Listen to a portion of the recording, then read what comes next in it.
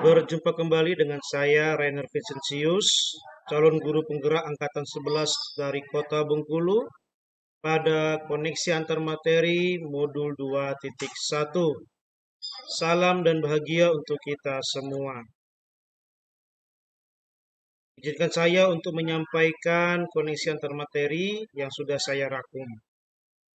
Pembelajaran berdiferensiasi merupakan pembelajaran yang di dalamnya terdapat serangkaian kegiatan yang disusun secara sistematis oleh guru agar mampu mengakomodir seluruh kebutuhan murid yang berbeda di dalam kelas atau lingkungan sekolah.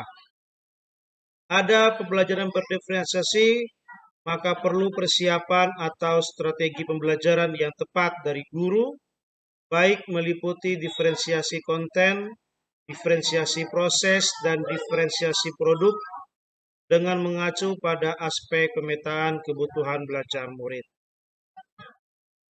Dasar pemetaan kebutuhan belajar murid dalam menerapkan pembelajaran berdiferensiasi meliputi 3 hal, yaitu yang pertama kesiapan belajar murid, yang kedua minat belajar murid, yang ketiga profil belajar murid. Yang pertama kesiapan belajar murid. Sebelum mempelajari materi, guru perlu memetakan kebutuhan murid. Guru harus mendiagnosa kesiapan belajar murid.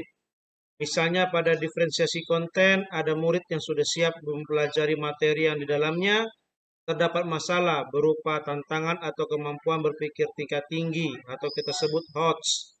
Ada juga murid yang mungkin masih perlu mempelajari hal-hal yang mendasar dalam memahami materi. Tentunya perbedaan kognitif dari murid membantu guru untuk mempersiapkan bahan ajar, cara atau strategi yang dapat mengakomodir kebutuhan tersebut dalam pembelajaran. Jumlah bantuan atau dukungan yang diberikan guru kepada murid menyesuaikan dengan tingkat kesiapan belajar murid itu sendiri. Yang kedua, minat belajar murid.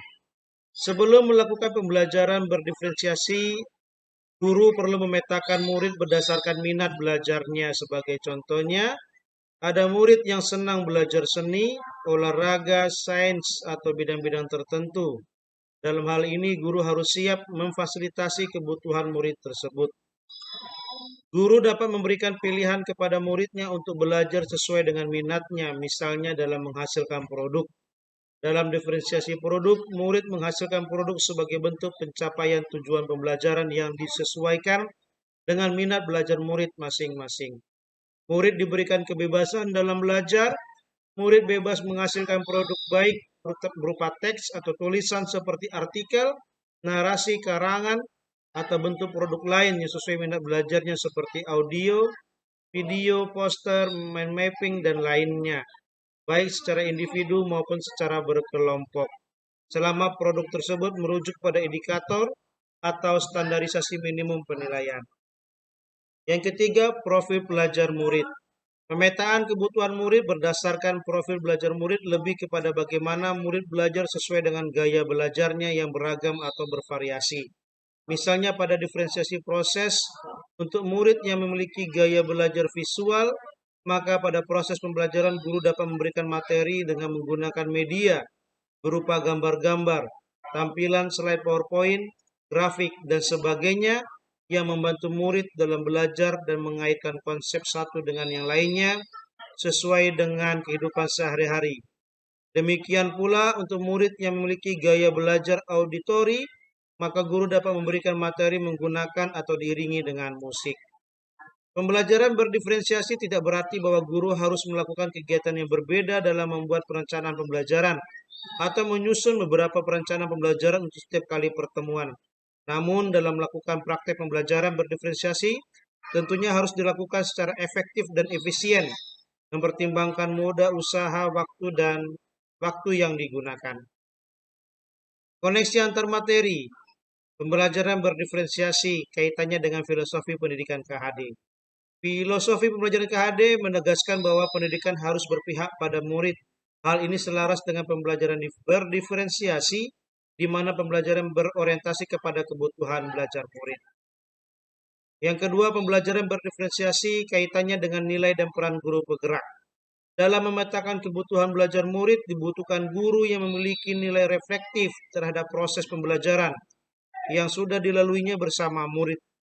Harus inovatif, membuat media pembelajaran yang sesuai dengan kebutuhan murid, dan harus mampu berkolaborasi dengan murid, sesama guru, dan orang tua belajar murid untuk mendapatkan informasi tentang karakter belajar murid. Yang ketiga, pembelajaran berdiferensiasi kaitannya dengan visi guru penggerak. Guru penggerak memiliki visi untuk melakukan perubahan positif pada pembelajaran yang berpihak pada murid. Melalui strategi pendekatan inquiry apresiatif, guru akan menemukan kekuatan yang dimilikinya untuk mewujudkan visi tentang murid impiannya. Lalu yang keempat, pembelajaran berdiferensiasi kaitannya dengan budaya positif. Dalam pembelajaran berdiferensiasi, guru memiliki peran yang sangat penting dalam membentuk atmosfer lingkungan yang positif. Lingkungan yang positif terwujud karena adanya budaya positif yang lahir dari disiplin internal dalam komunitas belajar. Demikian yang dapat saya sampaikan. Semoga apa yang dapat saya sampaikan ini dapat bermanfaat bagi kita semua. Salam dan bahagia. Terima kasih.